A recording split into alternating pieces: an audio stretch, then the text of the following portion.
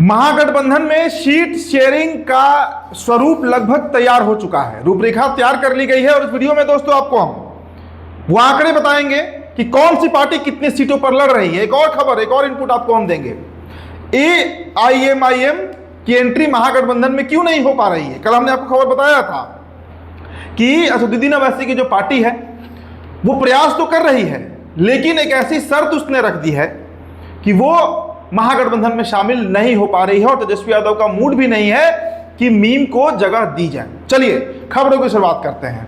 खबर, महागठबंधन में seat sharing का क्या फॉर्मूला होगा। कल आपने खबर देखा ही होगा, कांग्रेस पार्टी ने अपनी सूची भेज दी है तेजस्वी प्रसाद यादव को। देखिए, कांग्रेस पार्टी की जो शर्त थी कि हम उन्हीं सीटों का चयन करेंगे जिन सीटों पर हम मजबूत हैं। इस बार तेजस्वी यादव का हम कोई प्रेशर नहीं झेलने जा रहे हैं कि जो सीट तेजस्वी यादव को लालू प्रसाद यादव को मन करता है वो सीट कांग्रेस पार्टी लड़ती है और हार जाती है।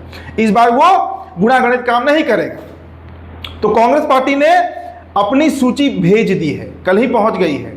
अब उन सूची पर तेजस्वी यादव क्या कहते हैं नहीं कहते हैं ये बात की बात होगी, ये खबर आपको हम जब होगा तो बताएंगे।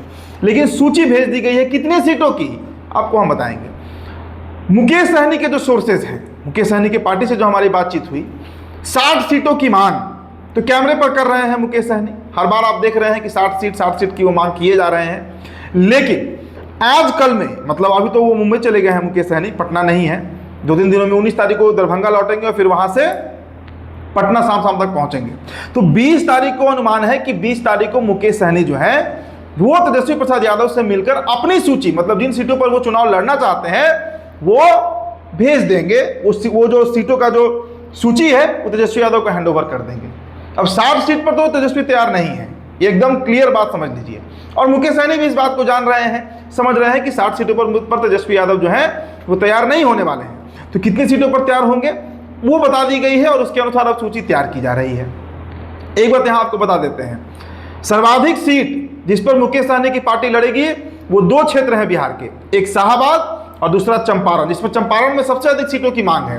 पूर्वी और पश्चिम चंपारण के सीटों को अगर जोड़ दिया जाए और गोपालगंज को भी जोड़ दिया जाए तो गोपालगंज का जो सदर सीट है उसकी भी मांग मुकेश सहनी की पार्टी कर रही है, क्योंकि लोकसभा वहां से प्रेमनाथ चंचल लड़े थे। प्रेमलाल पासवान जो है चुनाव वहां से लड़े थे VIP के सिंबल पर, और मोतिहारी से राजेश कुशवाहा लड़े थे, अगर आपको याद होगा, VIP के कोटा पर। तो इन 3 जिलों को अगर जोड़ दीजिए, गोपालगंज, पूर्वी और पश्चिमी चंपारण, तो करीब दोस्तों 17 से 18 सीटों की मांग सिर्फ इस इलाके से है।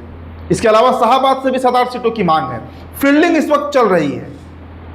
मुकेश सहनी के जो करीबी लोग हैं वो ये बात कह रहे हैं कि पूरे बिहार में फील्डिंग है, लेकिन हमारा सर्वाधिक ध्यान उस इलाके पर है जहां पर महागठबंधन कमजोर है, यानी चंपारण और शाहाबाद में तो डिमांड है ही भाई। इसके अलावा दोस्तों देखिए, मिथिलांचल की भी कुछ सीटें हैं, 7-8 सीट वहां पर भी होगा जिस पर मुकेश सहनी का दावा है और वहां से मुकेश सहनी लड़ेंगे ही लड़ेंगे। चलिए अब वाम पर आते हैं। 45 सीटों की मांग की गई CPI-ML की तरफ से।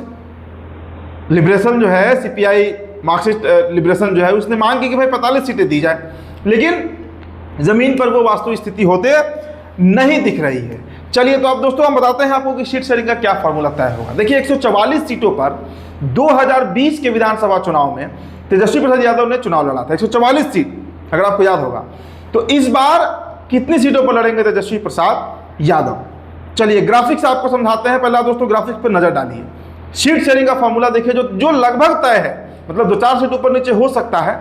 देखिए 140 सीटों पर 140 सीट्स पर राष्ट्रीय जनता दल जो है वो पूरी तैयारी में है, मतलब तैयारी में है कि वहां से वो चुनाव लड़ेगी।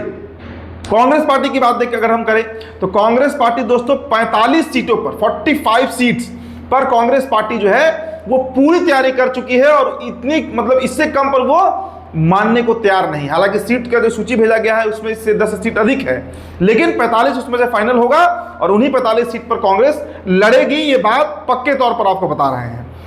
अब अगर बात करें मुकेश सहनी की पार्टी की, तो देखिए मुकेश सहनी की पार्टी भी अब बिहार में बड़ा रूप ले चुकी है।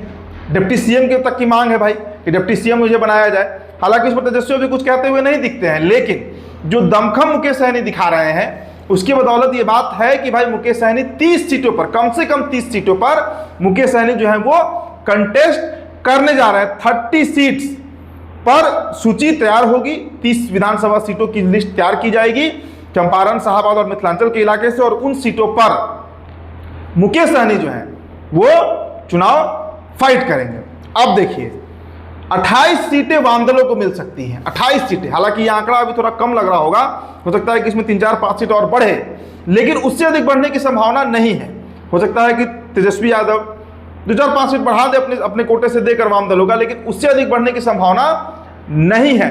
तो जो एक मोटा मोटी फॉर्मूला तय किया गया है वो यही है कि 140 सीट पर राजद, 45 सीटों पर कांग्रेस, 30 सीटों पर महागठबंधन मुकेश सहनी वीआईपी, और 28 से 30 सीटों पर वामदल जो है, जो लेफ्ट की पार्टियां कहलाती हैं सीपीआई, सीपीआईएम और सीपीआईएमएल, ये कंटेस्ट कर सकती हैं। इसकी प्रबल संभावना है। देखिए दोस्तों, इसी के आसपास आंकड़ा रहेगा। मतलब 2-4 जो हमारे सोर्सेस ने बताए, जो नेता ने बताया कि भाई इसके अगल बगल ही सीट का फॉर्मूला रहेगा। मतलब ऐसा नहीं है कि 140 से राजद जो है वो 120 पर आ जाए या 160 पर चली जाए। हो सकता है 138 पर लड़े, 135 पर लड़े, 136 पर लड़े, या ये भी हो सकता है कि 142, 43, 44 पर लड़े। ऐसा ही आंकड़ा रहेगा। इससे बहुत ज़्यादा भिन्न अलग आंकड़े नहीं होने जा रहे हैं, ये लगभग तय है। अब आते हैं दोस्तों AIMIM पर कि क्यों महागठबंधन में उसकी एंट्री नहीं हो पा रही है। देखिए कल हमने वो खबर बताया था, विस्तार से बताया था। तेजस्वी यादव का जो कैलकुलेशन है वो पूरी तरीके से AIMIM जो है वो खराब कर रही है, पूरी तरीके से। देखिए जो 5 सीटें जो AIMIM ने जीता था 2020 के विधानसभा चुनाव में, उसमें से 4 विधायक तो टूटकर महागठबंधन में चले आए, आरजेडी में चले आए। अब हुआ हो ये रहा है कि AIMIM का शर्त है कि वो 5 सीटें उसे फिर से चाहिए, यहां पर उसके प्रत्याशी जीते थे सीमांचल की 5 सीटें। अब उन 5 सीटों में जो 4 सीट के प्रत्याशी भागे थे उनका टिकट भी काटेगी पार्टी, तय है। और वो इतने मजबूत नेता हैं, उनका इतना जनाधार है अपने विधानसभा में कि अगर वो निर्दलीय होकर लड़ जाते हैं तो पक्के तौर पर वो 4 का 4 सीट जो है वो महागठबंधन लूज कर जाएगी। पक्के तौर पर ये बात मानकर चलिए। ये सबसे बड़ा कारण बन रहा है, सबसे बड़ा अवरोधक बन रहा है कि तेजस्वी प्रसाद यादव जो हैं वो AIMIM को जगह नहीं दे पा रहे हैं। दूसरी बात समझिए, जो सीट शेयरिंग का फॉर्मूला है उसमें अब जगह भी नहीं है कि AIMIM को एडजस्ट किया जा सके। समझिएगा इस खेल को। ऑलरेडी सीटों को लेकर बहुत खींचतान है। अब अगर 5 सीट कम कर दिया जाए मुकेश सहनी का तो वो पार्टी से बिदक सकते हैं गठबंधन से। हालांकि इसकी उम्मीद तो नहीं है, हो सकता है कि उनका सीट बढ़े, कम होने में तो 30 से कम पे वो नहीं लड़ रहे हैं। दूसरी बात, कांग्रेस पार्टी भी मिनिमम पर आ गई है, 45 सीटों की ही उसकी मांग है। और तेजस्वी यादव कितना कॉम्प्रोमाइज करेंगे, वाम दल को सीट अभी देना ही है, हो सकता है अपने कोटे से देंगे। तो सीट का जो बंटवारा है उसमें भी जो रस्साकसी है, जो खींचतान है, उसको लेकर AIMIM को एडजस्ट करना बहुत ही दुभर काम बन गया है। तो ऐसी परिस्थिति में तेजस्वी यादव इसीलिए ना हाँ कर रहे हैं ना कर रहे हैं। मतलब AIMIM के सवाल पर वो चुप हो जा रहे हैं। और इस वक्त जो राजनीतिक सूझबूझ है उनका, वो कहता भी यही है कि इस वक्त चुप ही रहना सही है, क्योंकि अगर खिलाफ बोलेंगे तो हो सकता है मुसलमान वोटर भड़क जाए, और अगर पक्ष में बोलेंगे तो हो सकता है गठबंधन में लेना पड़े। तो दोनों स्थिति में AIMIM जो है वो ना उगलते बन रहा है ना निगलते बन रहा है। तो देखिए दोस्तों, हमने आपको सीट शेयरिंग का एक मोटा मोटी फॉर्मूला बता दिया, और AIMIM की एंट्री क्यों नहीं हो रही है वो भी इस खबर में हमने आपको बताया। तो आपकी जो प्रतिक्रिया होगी हमारे कमेंट बॉक्स में छोड़ते जाइएगा। फिलहाल इस रिपोर्ट में इतना ही। मेरा नाम उदित तारण है, बहुत बहुत शुक्रिया।